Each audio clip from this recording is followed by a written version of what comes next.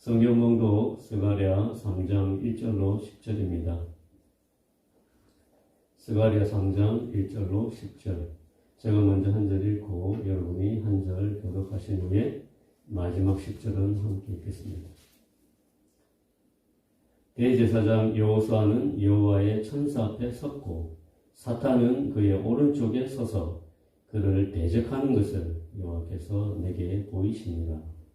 여호와께서 사탄에게 이르시되 사탄아, 여호와께서 너를 책망하노라. 예루살렘을 택한 여호와께서 너를 책망하노라. 이는 불에서 꺼낸 그 기슬린 나무가 아니냐 하실 때에 여호수아가 더러운 옷을 입고 천사 앞에 서 있는지라. 여호와께서 자기 앞에 선 자들에게 명령하사 그 더러운 옷을 벗기라 하시고 또 여호수아에게 이르시되 내가 내 죄악을 제거하여 보였으니 내게 아름다운 옷을 입히라 하시기로 내가 말하되 정결한 관을 그의 머리에 씌우소서 하매 곧 정결한 관을 그 머리에 씌우며 옷을 입히고 여호와의 천사는 곁에 섰더라.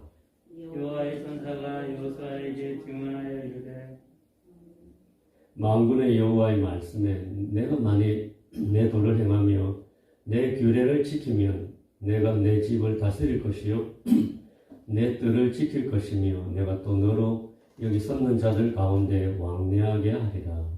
대제사장 여호수아여, 너와 내 앞에 앉은 내 동료들은 내 말을 들을 것이니라. 이들은 예표의 사람이다. 내가 내 종 삭을 내게 하리라. 만군의 여호와가 말하노라. 내가 너 여호수아 앞에 세운 돌을 보라. 한 돌에 7 눈이 있느니라. 내가 거기에 새길 것을 새기며 이 땅의 죄악을 하루에 제거하리라. 함께 읽겠습니다.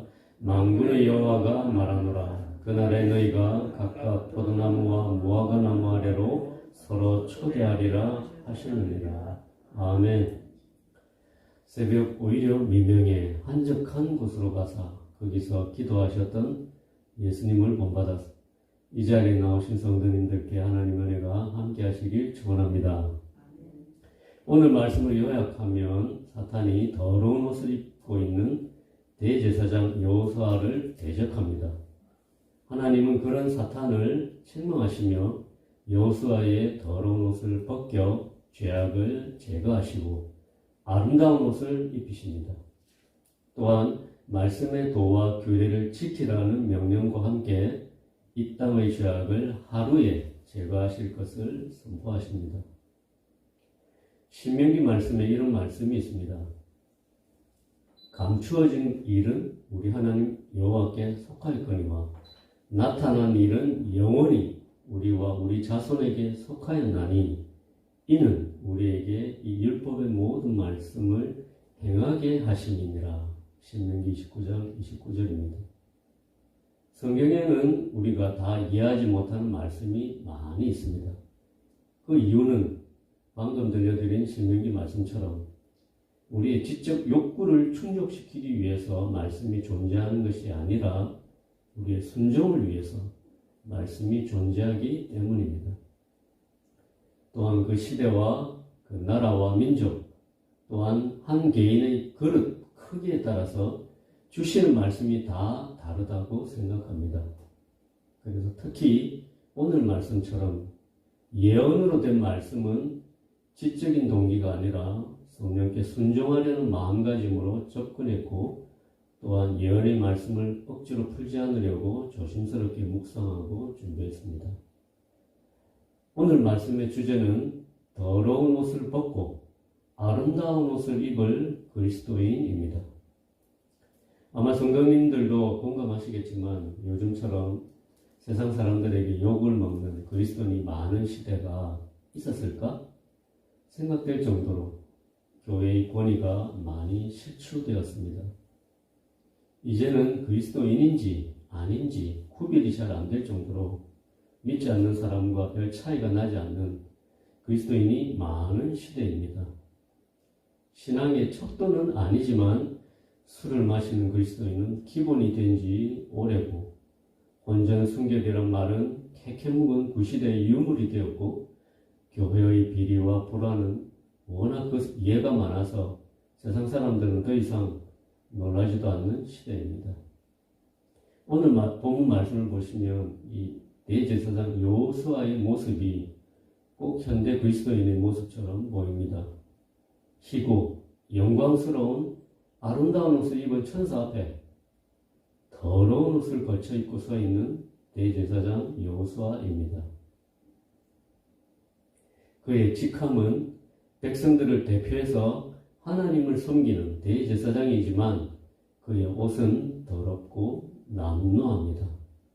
그리고 머리에는 마땅히 대제사장의 직무를 할 때 쓰던 관이 벗겨진 상태입니다. 거기다 그의 오른쪽에 선 사탄은 그의 오랜 허물과 죄악을 덜추어내며 신랄하게 비판하고 있습니다. 그런데도 대제사장 여호수아는 한마디 변명도 못하고 고개를 숙이고 초라한 몰골로 서 있기만 합니다. 그의 모습이 마치 더러운 옷을 입은 것처럼 더러운 죄로 물들어 세상으로부터 욕을 먹으면서도 한마디 변명도 못하고 고개 숙인 현대 그리스도인의 모습처럼 보입니다. 스가랴 시대 당시에 이스라엘 민족은 70년의 포로 생활을 끝내고 놀라운 하나님의 섭리를 따라서 바벨론에서 예루살렘으로 돌아와 스룹바벨과 대제사장 여호수아의 인도를 따라서 성전 건축을 호기롭게 시작했습니다. 힘을 합해서 성전을 재건할 때 다시는 이런 수치를 베풀어야 하지 말자고 다짐하면서 거룩한 손을 들어 성전 건축에 힘을 쏟았습니다. 하지만 성전 건축이 진행될수록 성전 건축을 반대하는 세력이 늘어나며 결국 성전 건축은 중단되었습니다. 그들은 성전 건축을 포기했습니다. 그리고 덧없이 16년이라는 시간이 흘러가고 있었습니다. 이 시간 동안 사람들은 성전 건축보다는 자기 집을 짓고 자기 땅을 바꾸는 일에 더 힘을 쏟기 시작했습니다. 그들은 점점 이 땅에서 하나님이 없이 살아가는 사람들처럼 변해갔습니다. 그러자 하나님도 그들에게 등을 돌렸습니다. 학개서 1장을 보시면 이런 표현이 있습니다. 이 성전이 황폐하였거늘 너희가 이때에 판벽한 집에 거주하는 것이 옳으냐? 너희가 많이 뿌릴지라도 수확이 적으며 먹을지라도 배부르지 못하며 너희가 많은 것을 빨았으나 도리어 적었고 너희가 그것을 집으로 가져갔으나 내가 풀어버렸느니라. 그러므로 너희로 말미암아 하늘은 이슬을 그쳤고 땅은 산물을 그쳤으며 내가 이 땅과 산과 곡물과 새 포도주와 기름과 땅의 모든 소산과 사람과 가축과 손으로 수고하는 모든 일에 한재를 들게 하였느니라. 이처럼 그들은 하나님의 성전 건축은 재건은 뒤로 하고 하나님과 아무런 관련 없이 살아가는 믿음 없는 사람들처럼 살았습니다. 수고하며 무거운 짐진 사람들처럼 힘겹게 삶을 살고 있었습니다. 거기다 더해서 주위 나라로부터 이런 비난도 받았습니다. 이스라엘은 놀라운 왕국을 이루었지만 자기들이 하나님께 불순종하고 이방의 신을 쫓아 우상을 숭배하는 악을 행하다가 벌을 받아 나라를 잃고 이방에서 포로 생활을 했고 이제는 적은 수의 유대인들이 유대 땅에 모여 살지만 초라하고 가난한 삶을 살고 있다는 그런 손가락질이었습니다. 죄악 가운데 멸망할 수밖에 없던 우리를 다시 살려주시고 예배로 불러주시고 교회를 이루게 하시고 하나님의 은혜 안에서 살게 하셨지만 점점 영적인 삶이 아니라 육신의 삶을 살아가며 하나님 없는 이방인처럼 무기력하게 사는 그리스도인의 모습이 학개 선지자가 묘사한 이스라엘의 모습과 겹쳐 보입니다. 죄악 때문에 세상 사람들로부터 손가락질을 당하는 우리의 상황과 더러운 옷을 입고 사탄의 비난을 받지만 아무 말 없이 고개 숙이고 서 있는 대제사장 여호수아의 모습이 겹쳐 보입니다. 이런 상황에서 오늘 본문 말씀에는 하나님께서 스가랴 선지자를 통해서 묵시의 말씀을 주셨습니다. 이 묵시에서 더러운 옷을 입고 서서 사탄의 공격 앞에 속수무책이지만 하나님께서는 대제사장 여호수아를 위해 사탄을 책망하십니다. 참고로 대제사장 여호수아는 영적으로 이스라엘을 말합니다. 그런데 사탄의 입장에서는 억울할 수 있었습니다.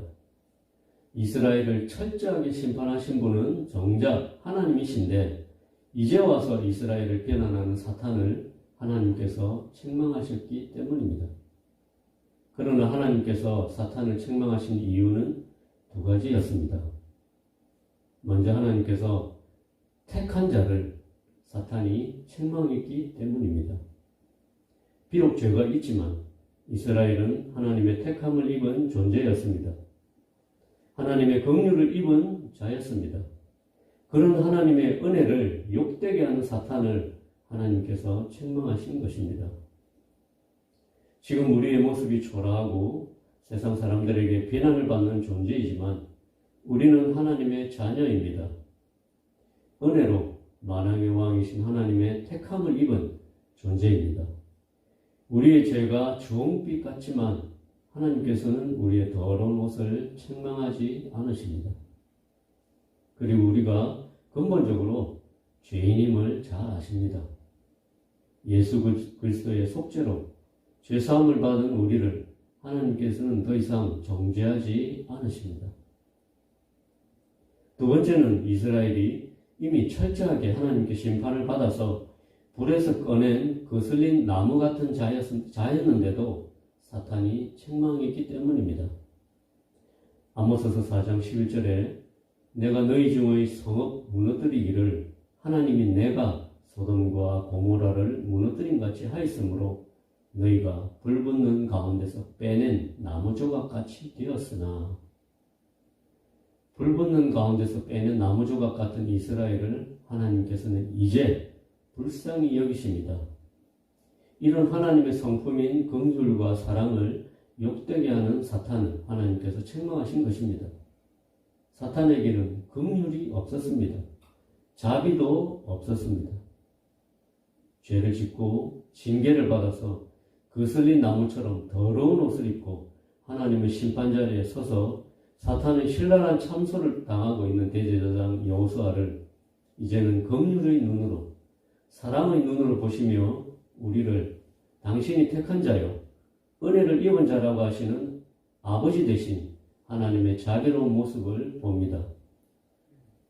지금도 세상으로부터 조롱과 비난을 받으며 여전히 죄를 짓고 살아가는 그리스도인들이지만 하나님께서는 우리 편이십니다.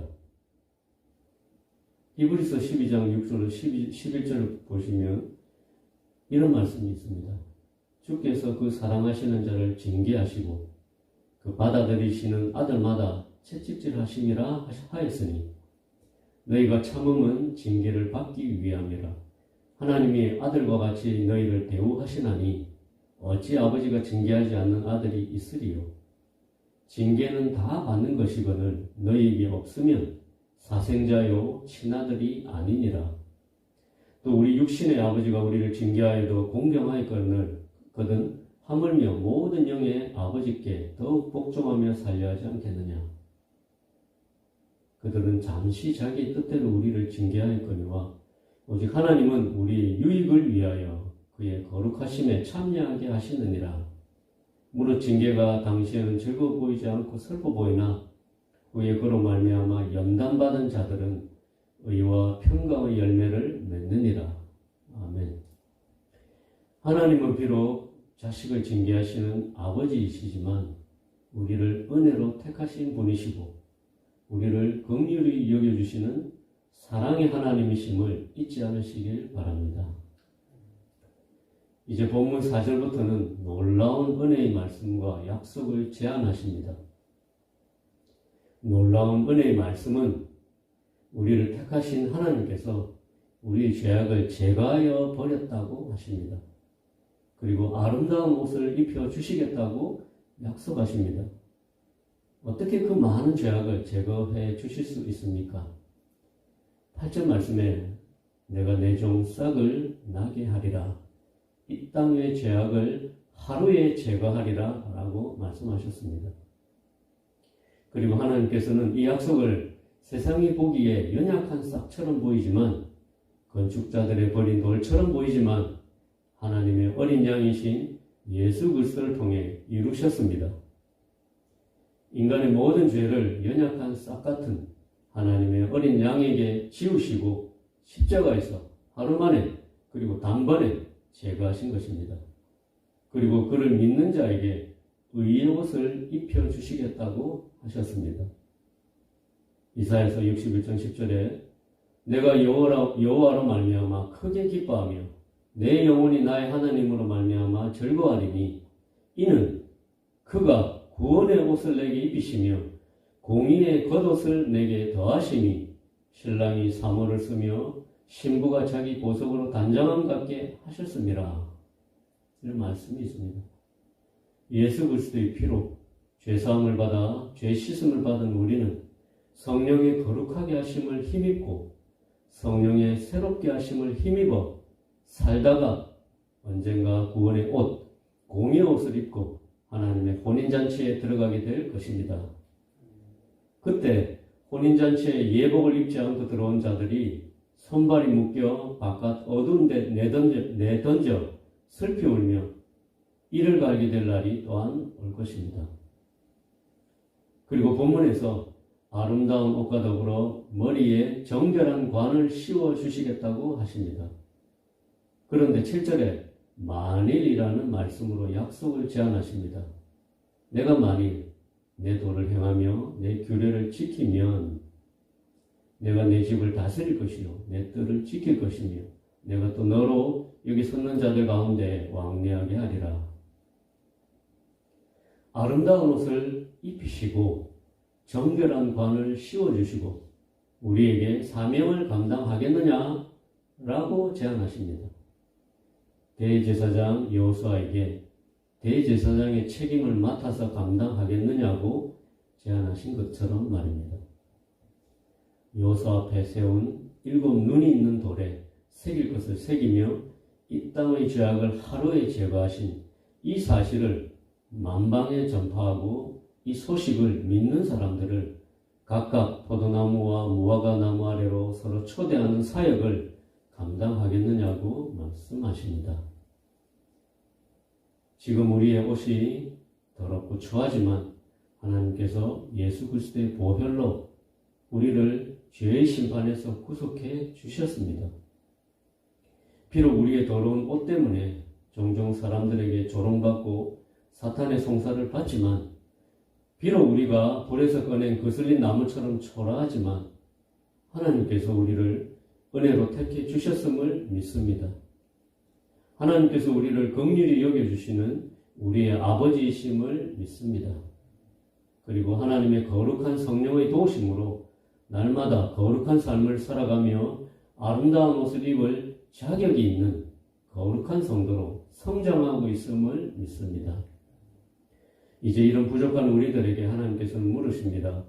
사람들의 죄를 담당하는 대제사장으로서 정결한 관을 쓰고 사람들을 주께로 인도하는 삶을 살아가겠느냐고 물으십니다.